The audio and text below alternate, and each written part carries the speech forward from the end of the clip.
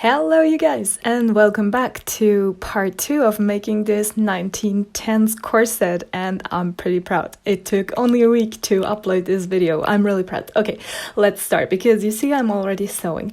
I am joining the pieces of the panels that were cut into pieces, and I'm going to show you how I did those flat felt seams.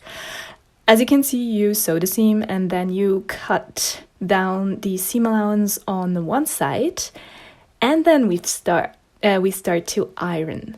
This was a beast because the fabric is so stiff, it was hard to iron it. Anyways, as you can see, I ironed the remaining short half and the long half of the seam allowance to one side, and then I folded the long side under, so it does like hug the shorter side but hide the raw edges. And yeah, now I am burning my fingers. It was really hot. But anyways, so I ironed it down and then I pinned it and then I sewed it. Very easy. So a quick break from the normal voiceover. I just didn't know if I would remember to tell you if I did the voiceover probably 3 months later, because I'm very slow. The pattern called for a normal seam while sewing these two panels together. Well, it's not two panels, they form one panel, but it's a panel in two pieces.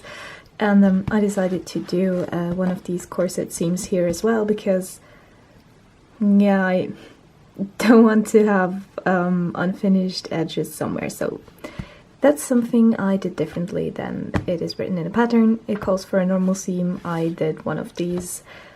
I'm just pinning on the waistband. Later on I'm going to sew the sewing channels over it, breaking the voiceover again because it's, I might miss some things. What I wanted to point out here is I just noticed that you get really more than enough material in this kit.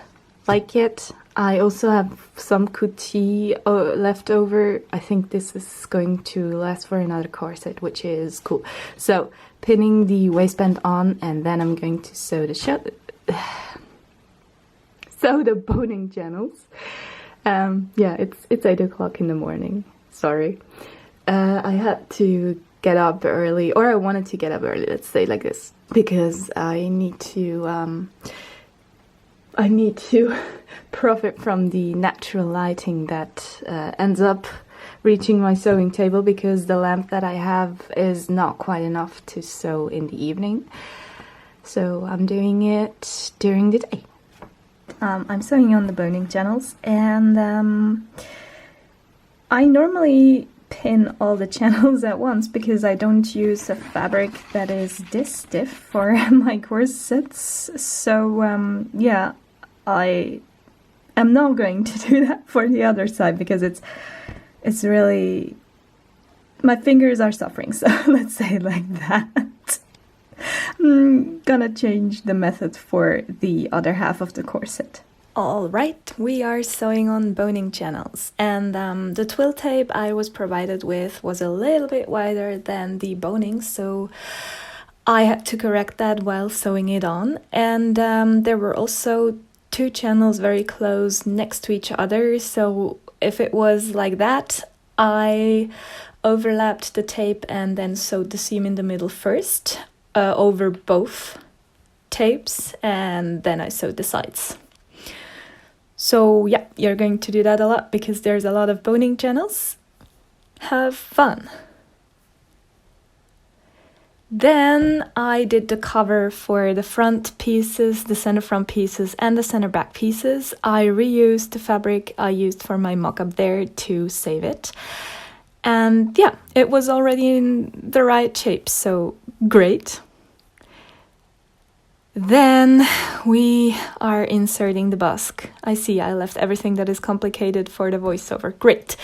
So here you see I marked it. I inserted the busk with the knobs first and marked them. And then I used, what is this? An ail to create the holes.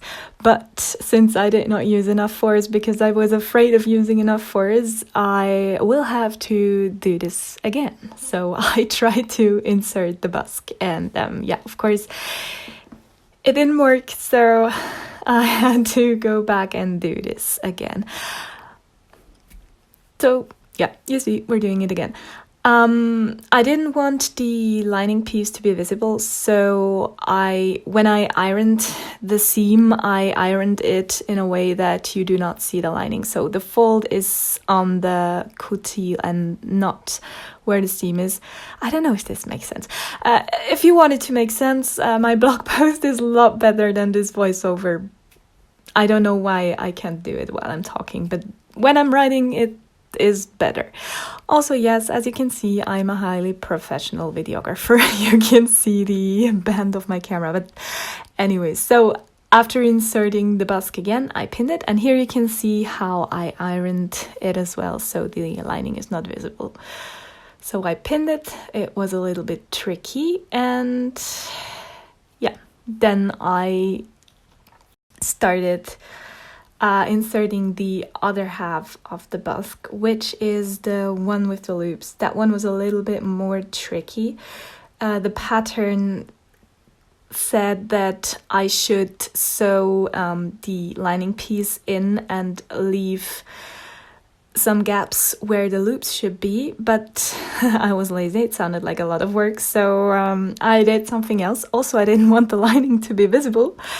So as you can see, I marked, I just sewed it on, I ironed it, and I marked everything.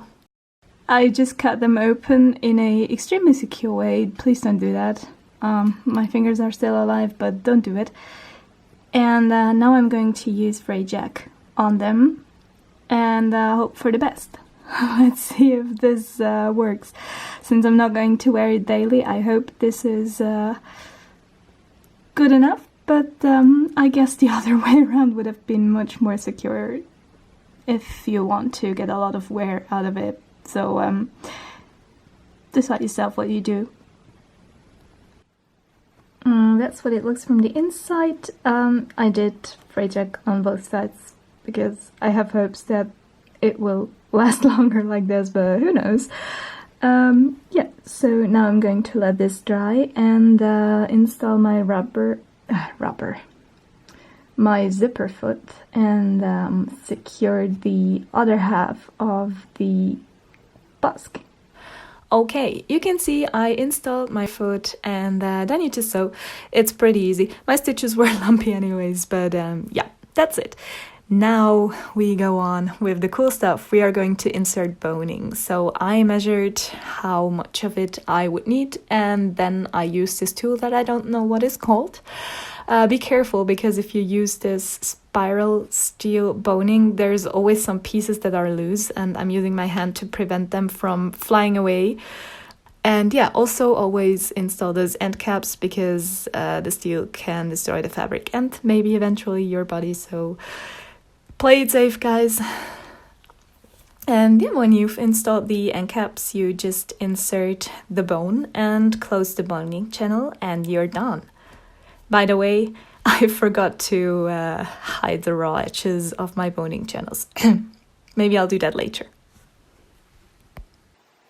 So I'm done, all the boning is in. I've closed the channels with pins and I'm going to sew them now. So then all that's left to do is the back panel. I have to insert the grommets there and then bind the whole thing and maybe add some lace for decoration, but we're close. Good morning, you guys. It is Sunday morning. I am again working on this. I finished the boning channels while I closed them on one half. I have to do the second half. After that, I think I'm going to bind it because I don't want to sew this down by hand all around. It's too much work because it will be fixed anyways with the grommets, and I'll fix it with binding. So closing the boning channels, then start with the binding. and then all that's left is do the grommets, and then I'm done. So I just finished pinning on all the bias binding to bind that corset, and then I noticed that it would make sense to attach the lace before I bind the corset. Yeah, so taking it off and then put both on at the same time. I don't think I'm going to gather the lace. I will pin it on now and then see how it looks, and if it looks good I'm going to sew it down like this. This is a butterfly lace. I found this on sale last year and I have a lot, so I'm going to use it for this underwear set so everything ties together. So I want to add it, and I'm going to do that at the same time I add the bias binding. Hello you guys, it is Sunday evening and I just powered through making these eyelets. I decided for aesthetic reasons to use embroidery floss, a decision that I very much regret because my fingers are dead. But anyways, I'm done. Both sides are finished. Now I'm going to lace it and then we'll see how it looks. Binding is also done, lace is in. The only thing that I could still do is finish the raw edges of the boning channels somehow, because they bother me. But I think for now I'm going to leave it at that. So it's January. I totally forgot to show you what the corset looked like in the end and how I laced it. I also did not film how I laced it because I was frustrated after doing all of these eyelets, and yeah, so I laced it and then I forgot about it. So I'm going to show you now. You can see I have laced it so I can, well, lace myself into it quite well. That doesn't make sense. Anyways, you start on one side at the bottom and then you go through always like this. Then you leave the loop where it has to be. You leave some of the cord, you go up, up, up, up, up, and when you're up there, you just go down again and then you tie the knot. That's it. It's very easy, but I'm sorry that I did not film it. I wanted to film all the steps for this project initially, but yeah, I'm a pro videographer, as you know, so that's what it looks from the front. There's a lot of cat hair on it since we have already done that shooting, and he wanted to be part of the shooting. Well, he didn't want me to lift him up, but he accepted it after I did, so we get some nice pictures, and that's it. So yeah, thanks a lot for watching. I hope you enjoyed, and also, thank you very much for over 600 subscribers. I hope you will enjoy what I do here. Thanks a lot again, and I wish you a nice Sunday.